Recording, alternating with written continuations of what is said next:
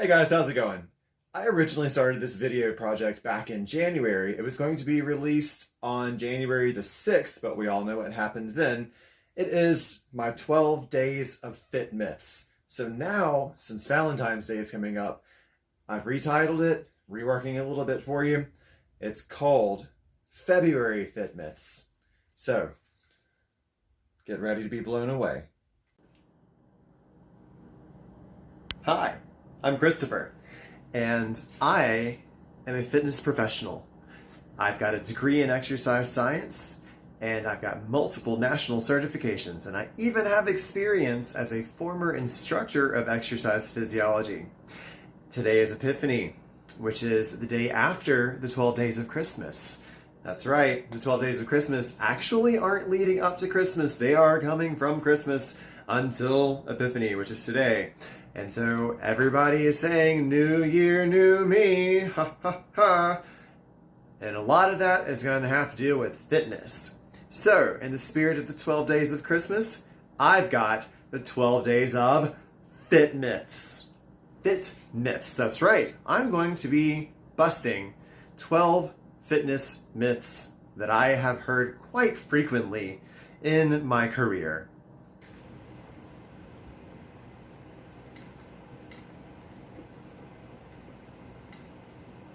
Myth number 1, protein. The protein myth. You've probably run into someone in the gym. Protein, protein, protein, bro. You need more protein in your diet, bro. Protein. No! They probably have a little baggie of protein like this in their gym bag, and they're like, hey, do you want to try my protein shake? Would you like to also have really expensive, smelly farts and shits? You don't need it. The American College of Sports Medicine says that you only need 10 to 20% of your macronutrients to come from proteins. Everything else should come from fats and carbohydrates, which are your more efficient sources of energy. Protein should only be used to rebuild our muscles that we break down through our daily activities, including exercise. And most people aren't breaking down enough muscles to warrant the amount of protein that they're taking in. So on top of having expensive smelly farts and shits, you're just taking in extra calories. Excess protein doesn't store as protein or muscle, it stores as fat.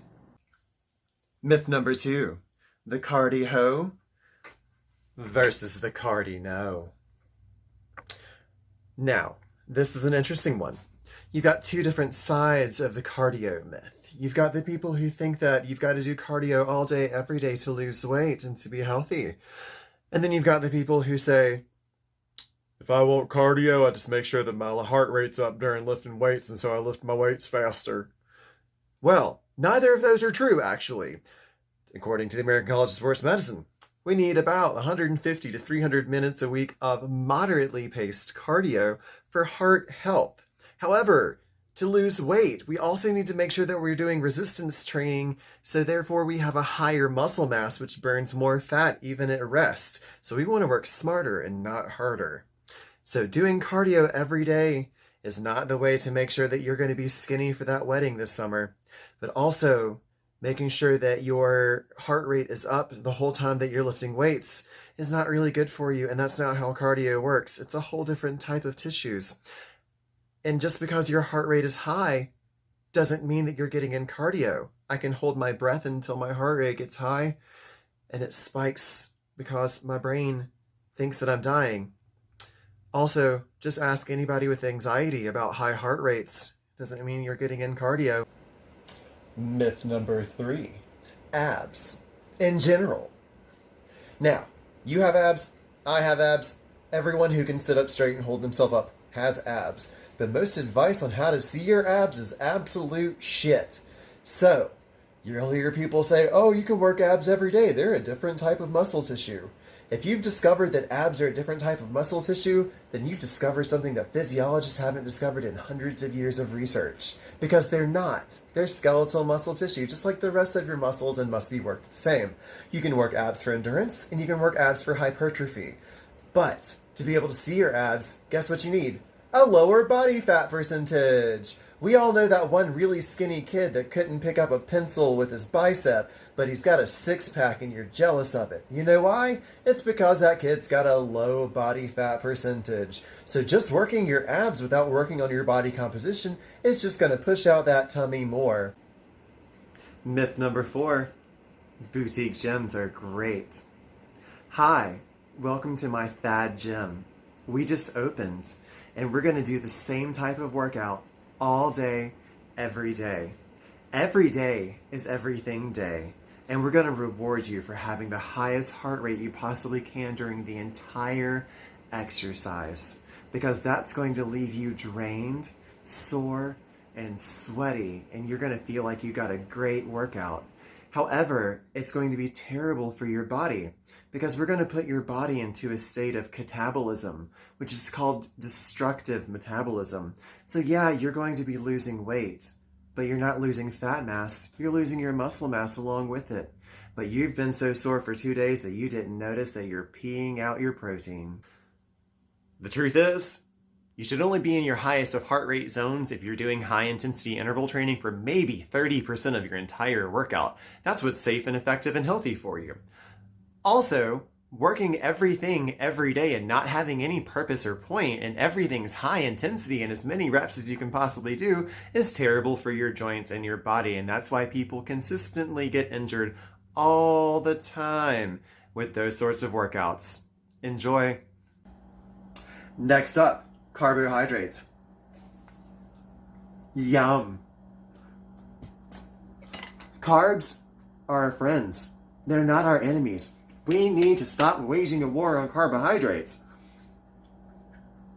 Carbohydrates are your brain's favorite form of energy for function.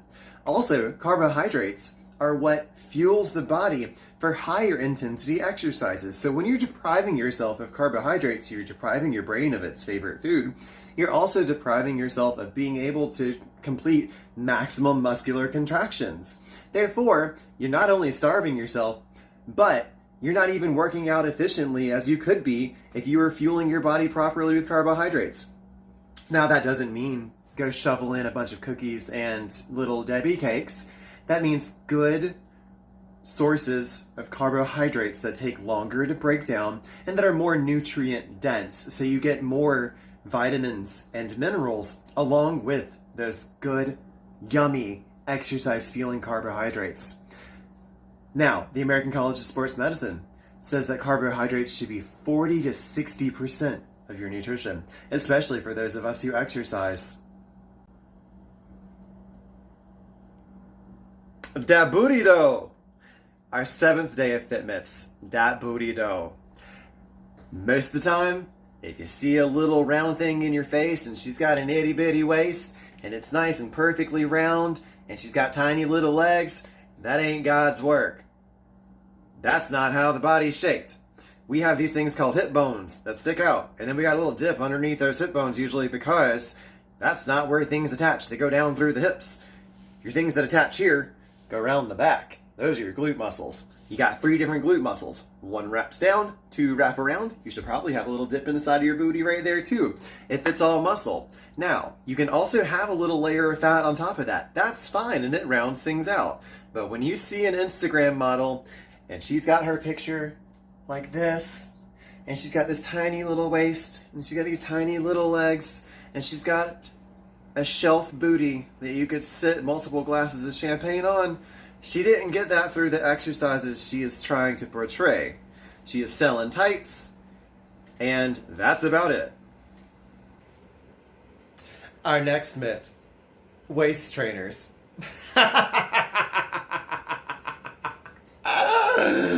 If we could train our fat, we would all just train it to leave and never come back, right? That's not how the body works. All that is like Moses. It's parting the adipose seas. Number 8, sauna suits and saunas and sweating in general. I'm losing weight. No, you're not, pumpkin. That's not how that works. It takes about 3,000 calories lost or more to lose 1 to 2 pounds per week. All you're doing is you're losing water and you're dehydrating yourself.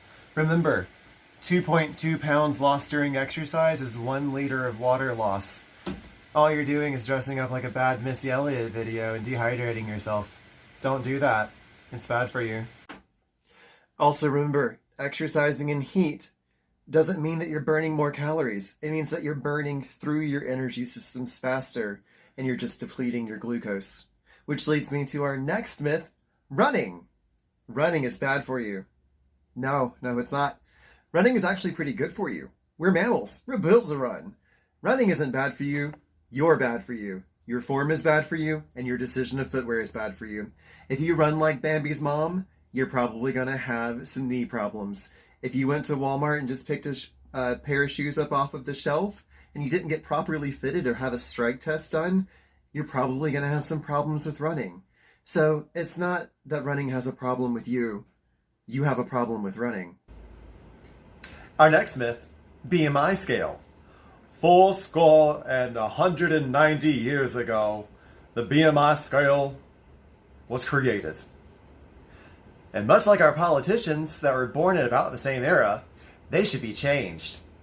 The BMI scale is not accurate. It doesn't account for any sort of muscle mass. It's just simply your height versus your weight. What is much more accurate? Body composition. So lean mass versus fat mass. Now, however, if you are 300 pounds of muscle, that does still put a stress on your heart. But according to BMI, 25 and above is overweight, and I'm a 24. Number 11, diets, pills, shakes. America's favorite way to shit yourself skinny and not have to do any work. We all know that person.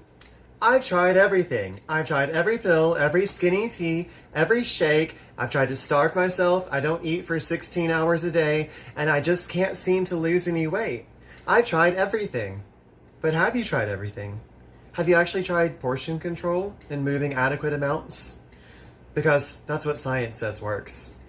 Diet pills, diet shakes, things like that are not regulated by any sort of industry. They can sell you anything and it can kill you, and it has. Look up the lawsuits. Also, diet plans and starvation diets don't work because they're not sustainable. They don't teach you how to eat or teach you what to eat. They teach you that everything is terrible for you and that you should be terrified of eating anything. And therefore we form this really super negative relationship with food. And that's just not healthy. Which brings me to wrap it up, all at number 12. Supplements. Now, we probably know someone who's like this. I don't eat anything that's not natural. I put only good things into my body. Would you like to try my powdered blue substance that I found free-ranging in the wild? It's crap too. It's not regulated by the FDA. Your friends that are selling things on Facebook to make you skinny and all these supplements that are supposed to make you wake up more beautiful and healthier, ask them what's in it. Ask them what 4 of the ingredients in the things that they're trying to sell actually do and to prove the science behind them. Because they can't. There is no science behind it. There are very few supplements actually that have science that have proven what they do. Creatine is one of them, but creatine's not used how most people think that you use it. Creatine is actually an energy pathway and is one of our short energy pathways. Therefore, it helps us to have higher bursts of muscular contraction to build muscle. However, creatine itself does not build muscle. Beta-alanine is a science-backed supplement. What it is it creates a buffer so we can last longer in exercise. Beets. Beets are a great natural vasodilator and they help you out with exercise also. Pretty much anything outside of those things is absolute crap, and your friends are selling you absolute crap so they can make some money. Also remember, when they try to recruit you to sell those things also, because you'll see results, right? And if you sell them too, then you'll get 20% off of your next order. That you can be sued. That's right, sued. You can be held at liability because you told somebody that they needed something that you had no business telling them that they needed. You've got no nutritional background or experience, and if they take it and they have an adverse reaction, say death, their family can sue you for millions of dollars. Enjoy. If you've made it this far, congratulations. You've listened to me for about 15 minutes now, and you probably either think that I'm a jaded asshole or that I actually know what I'm talking about, and I really hope that you think the latter. So, in conclusion, please try to find a fitness professional if you have questions. You can send me a message on my Facebook or on my Instagram. And there's something within everyone's price range if you need help on your fitness journey and if you're ready to actually make a change. If you're not, continue with believing your fit myths. Everybody be well. Fit myths. I don't know why people believe crap when there's tons of professionals around. Fit myths. Don't believe bullshit. If nothing else, Google it and find good sources.